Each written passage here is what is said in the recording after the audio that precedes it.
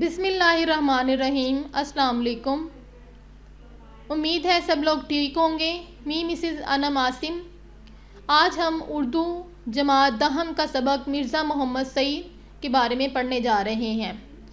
مرزا محمد سعید کے تعارف سے پہلے میں بیان کرتی جاؤں کہ یہ ایک خاکہ ہے۔ خاکہ سے مراد کیا ہوتا ہے؟ خاکہ نگاری کسی بھی شخص کے کردار کو، اس کی خوبیوں اور خامیوں کو دلچسپی کے ساتھ بیان کرتا ہے، لیکن یہ تفصیلاً بیان نہیں ہوتا بلکہ خاکے کی صورت میں بیان ہوتا ہے، جس میں مختلف چیزیں بیان کی جاتی ہیں۔ سوانحۂ عمری جیسے تفصیلاً ہوتی ہیں کہ آپ کی زندگی کی شروعات سے لے کے آخر تک، اختتام تک بیان کرتے ہیں، لیکن اس میں آپ لوگوں کی صرف چند باتوں کو خاکے کی صورت میں بیان کرتے ہیں۔ اسی طرح سے مرزا محمد سعید بہت خوبصورت شخصیت کے مالک تھے، بہت اچھے ایک رائٹر تھے، تحریریں لکھنا انہیں بہت پسند تھا، لیکن وہ دنیا سے رخصت ہو گئے تو بہت سارے لوگوں کو معلوم ہی نہ ہو چکا کہ وہ دنیا سے جا چکے ہیں۔ ان کے بارے میں ہم پڑھتے ہیں۔ سب سے پہلے ان کا تعارف ہے۔ شاہد احمد دہلوی 1906 میں پیدا ہوئے، جبکہ 27 مئی 1967 میں ان کا انتقال ہوا۔ 27 مئی 1967 شاہد احمد دہلوی دہلی میں پیدا ہوئے۔ وہ ڈپٹی نذیر احمد دہلوی کے پوتے اور مولوی بشیر الدین احمد کے فرزند تھے، بیٹے تھے۔ فرزند کہتے ہیں بیٹے کو۔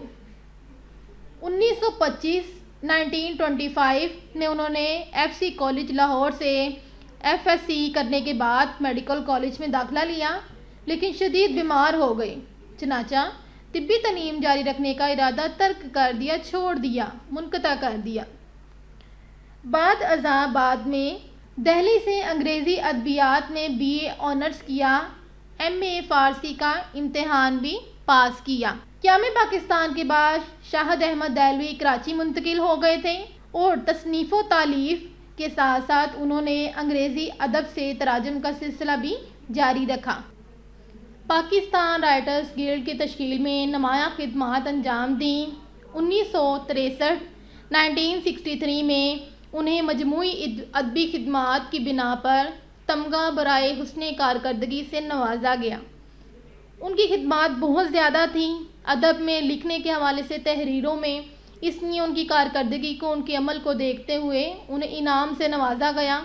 شاہد احمد دہلوی زبان و بیان پر کامل عبور رکھتے تھے، مکمل مہارت رکھتے تھے۔ ان کا لکھنے کا طریقہ بڑا ہی خوبصورت، آسان ہوتا تھا، بیان کرنے کا طریقہ بہت خوبصورت ہوتا تھا۔ ان کی زبان آسان ہوتی تھی کہ جو کوئی بھی دیکھے اسے سمجھ سکے، اور عام فہم تھی، سمجھنے کے قابل تھی۔ وہ موسیقار بھی تھے، لیکن اردو ادب ہی ان کی پہچان ہے۔ ڈاکٹر جمیل جالبی کے مشورے پر انہوں نے خاکہ نگاری شروع کی، گنجینہ گوہر، جس سے زیر نظر خاکہ لیا گیا ہے۔ مرزا محمد سعید جو ہم سبق پڑھ رہے ہیں وہ گنجینہ گوہر ان کے خاکوں میں سے ایک ہے، اس میں سے لیا گیا ہے، اور بزم خوش نفساں ان کے خاکوں کے مجموعے ہیں۔